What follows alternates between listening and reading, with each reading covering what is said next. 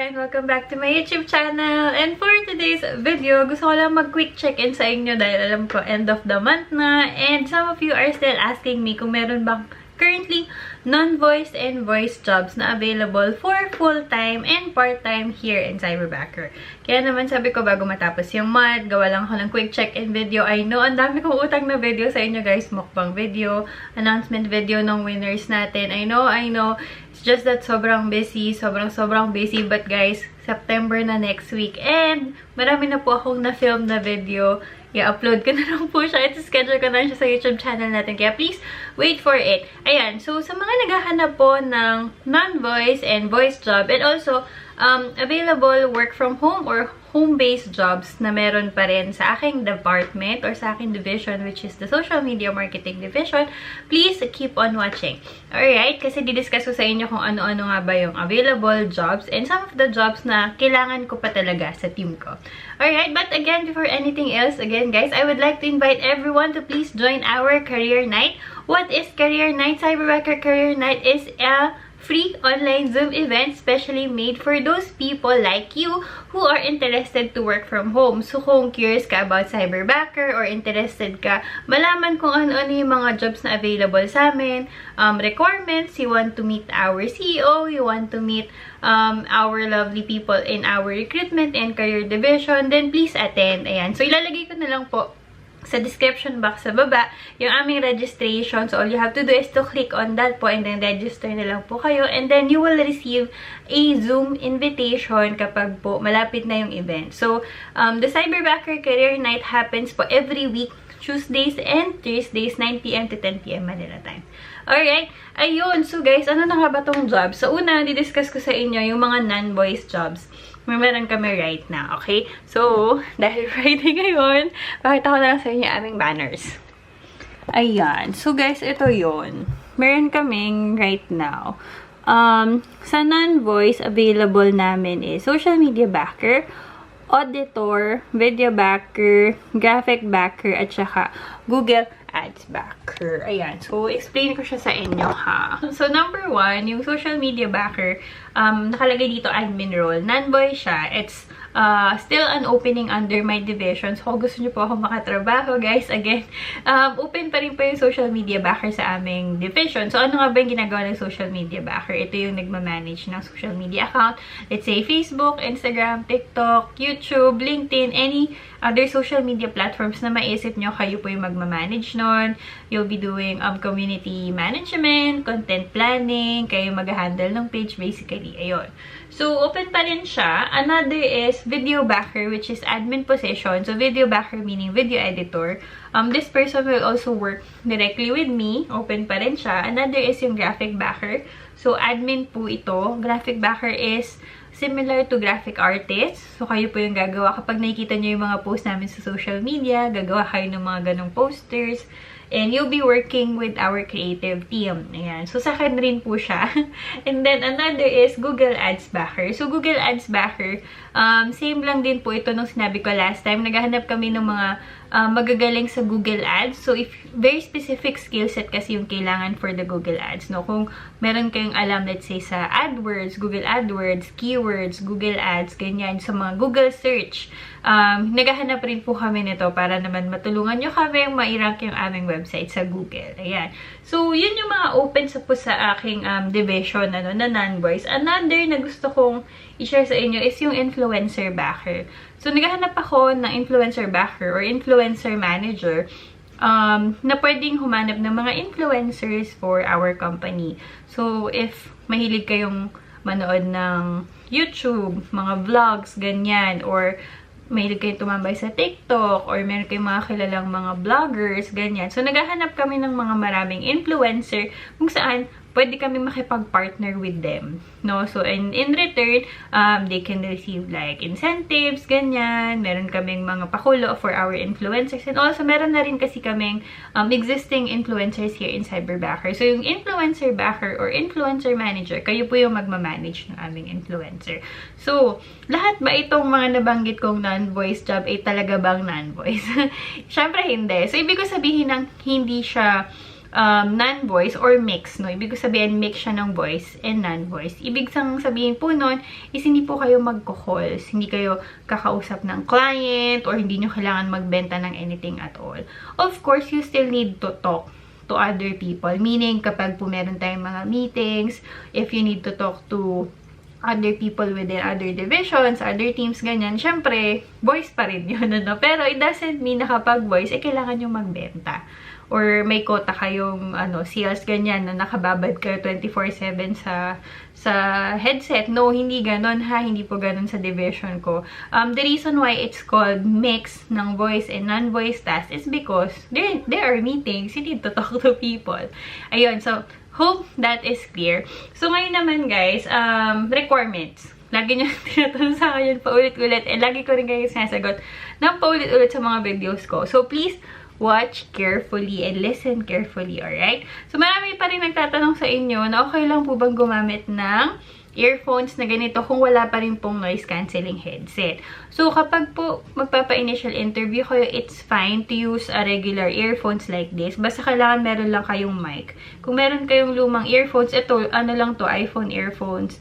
Meron siyang mic. You can use like this sa initial interview. Pero po, syempre, kapag magpa-final interview na kayo, or if you want to prepare for your interviews, ganyan sa jobs, you can invest on a affordable noise-cancelling headset or noise reduction headset. So, I use ito. I use Logitech H340. Ayan.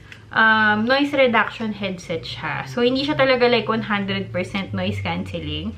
Pero for me kasi it works. Kasi hindi naman ako nagko-calls. I mean, marami akong meetings pero hindi ako nagbebenta. Ganon, ibig ko sabihin, no?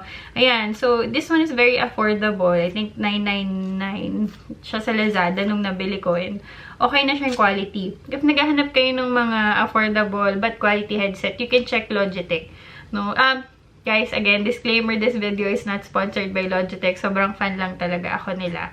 Ayan, so you can check them out kasi marami silang, mas marami pa, minsan may mga headset pa silang below 500.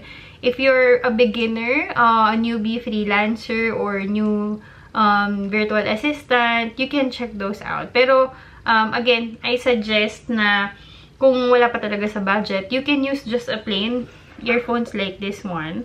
Tapos, kapag natanggap na kayo or kapag mag-final interview na kayo, tsaka na lang kayo mag-invest sa ganitong headset. So, it's fine. Yan. What else? Another is your internet speed. So, marami sa inyo nagtatanong ng internet speed, no? Dapat, dito sa Cyberbacker, it should be 5 Mbps and up. Pwede kayo pa rin mag-apply kung meron kayong 3 Mbps and below. Okay lang yun. As long as mag-upgrade kayo ng internet kapag po nakapasok na kayo here in Cyberbacker. Okay? What else? Web camera. Ayan. So, ang web camera, guys, na ginagamit ko is internal.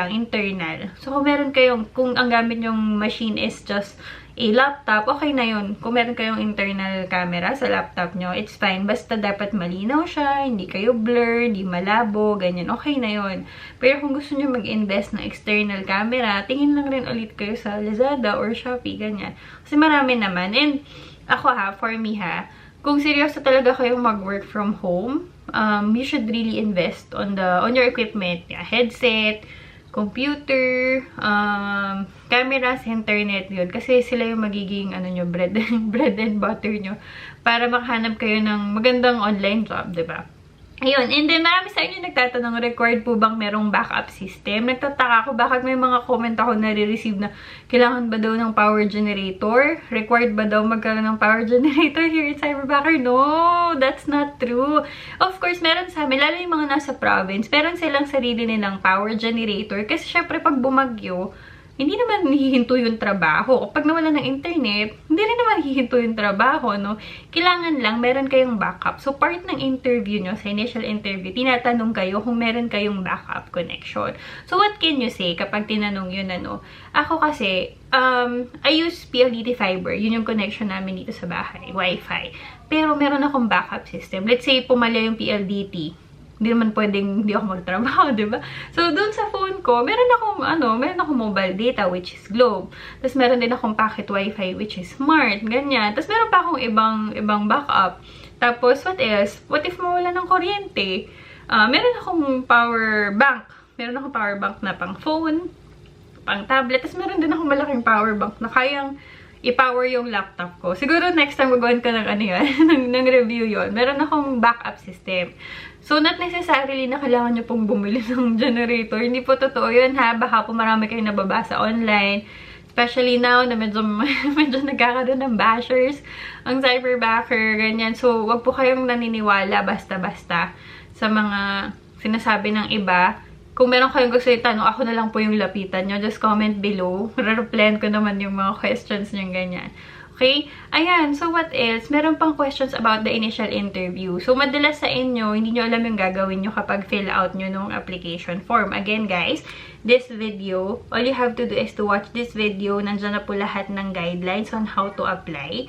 Follow nyo na lang yan. And also, ililink ko siya dun sa description box, ha?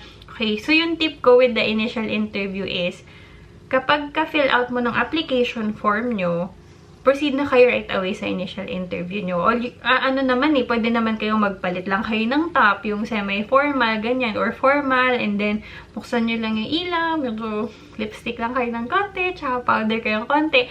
Tapos, pa-interview na kayo, kasi with the initial interview, i-check lang naman nila yung internet nyo, yung equipment nyo, i-check yung mga sinagutan nyo dun sa form, ganyan. And then, I think magtitake na rin kayo ng ano nyo dun, ng assessment. So, it's fine. Huwag nyo nang antayan na i-schedule pa kayo for initial interview kasi sobrang tagal nun, guys.